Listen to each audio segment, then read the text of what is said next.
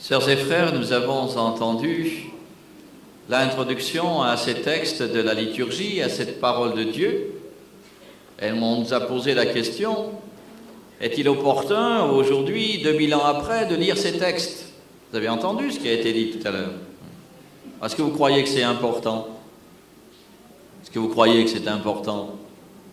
Ben oui, puisque vous êtes là, autrement vous ne seriez pas là. Ça, c'est là. Est-ce que l'Église est ringarde? Elle est restée dans le passé. On vit encore comme au temps de Jésus. Jésus d'ailleurs qui n'était pas chrétien, qui était juif. Est-ce qu'on reste dans cette dimension-là? Et non, vous le savez très bien, qu'au niveau de notre foi chrétienne, nous croyons que Dieu s'est incarné. Ce qui veut dire concrètement que tout ce qui concerne l'homme, tout ce qui me concerne, quel que soit mon âge, cela concerne Dieu. Alors si cela concerne Dieu, et puis que j'affirme croire en Dieu, ben cela veut dire que ça me concerne. Et le thème admirablement choisi, que vous avez largement préparé, eh bien c'est un thème qui nous invite à porter un autre regard.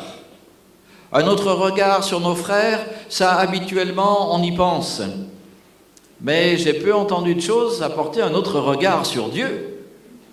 Parce que souvent on a une image de Dieu, qui est un Dieu qui serait très lointain des hommes. Oh, on accepte que Jésus, bon effectivement, c'était Dieu, voilà. Comme disait Raymond DeVos, là, Jésus revient, bon Jésus revient. Ça fait partie de la vie, de l'ordinaire.